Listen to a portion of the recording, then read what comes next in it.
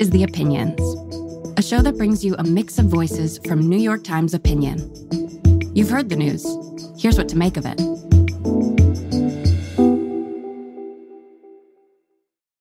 I'm Thomas Friedman, and I'm the foreign affairs columnist for the New York Times. Well, it's Tuesday at 4:30, and what's happened today is really very momentous.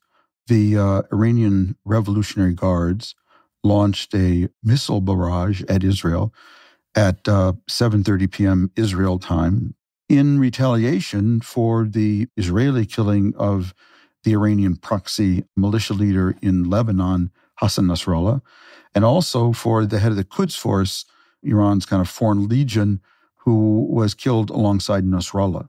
So you see how much the Iranians are embedded with Hezbollah literally on the ground. And this was their retaliation. Most of the missiles were intercepted by the Israeli Air Force. It was quite well anticipated.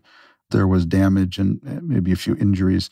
But it now has set up a situation where the Israeli cabinet has been meeting to decide what, if any, retaliation Israel should undertake. And that can range from another symbolic retaliation, as they did after the April 13th Iranian missile and drone attack, all the way, I would suggest, to partnering with the United States. I would suggest as a possibility, I'm not recommending this, all the way to the possibility of an Israeli or U.S.-Israeli attack on the Iranian nuclear facility. I was tipped off by Israeli sources that the Iranian missile attack was imminent. That was based on their own intelligence sources. And I think the reason they tipped me off is that they actually wanted to see it in the New York Times because they wanted the Iranians to see it. And they were actually hoping that it would deter them from undertaking the attack. It's pretty clear from my sources that this was an attack by the Iranian Revolutionary Guard Corps, not the formal Iranian army, and that apparently the president of Iran, who is a moderate in that context, only found out about it an hour before. And so you can see with all these penetrations Israel's undertaken of Iran and its proxy ally Hezbollah in Lebanon, Iranian officials now, they must have a real hard time trusting each other because they have no idea who's working for the Israelis and who isn't, because their system is so penetrated. And that has to be causing complications. The stakes here couldn't be higher. This really is the most dangerous moment in the modern Middle East because we're talking about the prospects of two major powers having a missile war with each other. And at the same time, one of those powers, Israel, already has a nuclear weapon, and Iran is on the verge of getting one. So it doesn't get any more dangerous than that.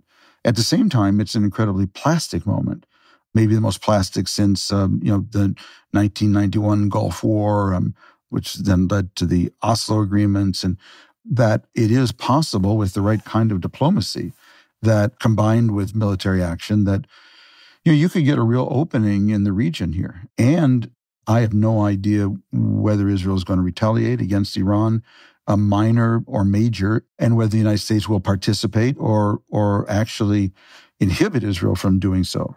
And I'm not advocating any position, but I would say if Israel does decide to respond, and I can't imagine they would do it alone without American help. I'm not sure they have all the bombs they would need to do it. I believe any American initiative, military initiative vis-a-vis Iran, should be accompanied by the Biden administration recognizing the Palestinian Authority as a Palestinian state and making clear that if we are out to diminish Iran's military potential, it is not to make the world safe for Israeli settlements and for Bibi Netanyahu's messianic cabinet. It's to do just the opposite. It's to pave the way for a broader regional solution.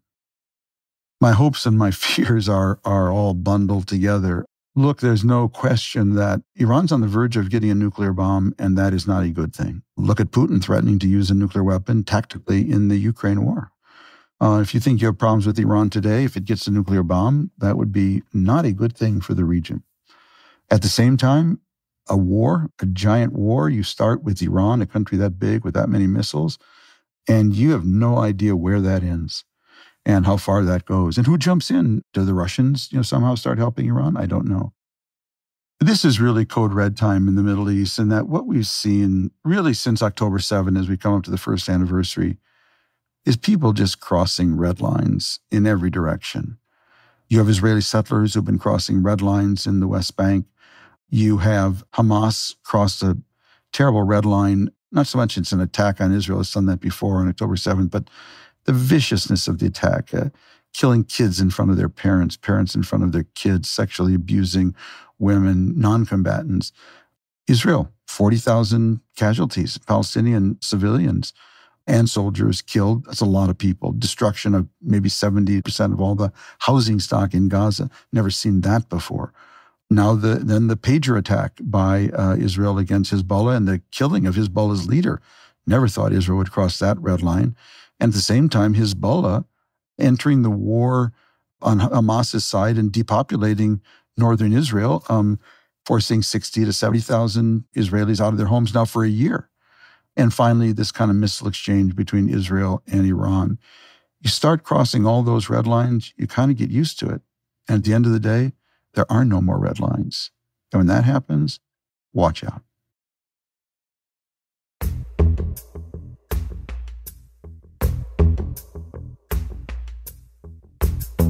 If you like this show, follow it on Spotify, Apple, or wherever you get your podcasts. This show is produced by Derek Arthur, Sophia Alvarez-Boyd, Vishaka Durba, Phoebe Lett, Christina Samuelewski, and Jillian Weinberger. It's edited by Kari Pitkin, Allison Bruzek, and Annie Rose Strasser. Engineering, mixing, and original music by Isaac Jones, Sonia Herrero, Pat McCusker, Carol Saburo, and Afim Shapiro. Additional music by Amin Sahota.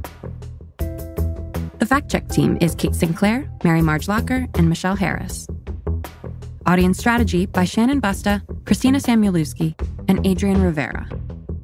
The executive producer of Times Opinion Audio is Annie Rose Strasser.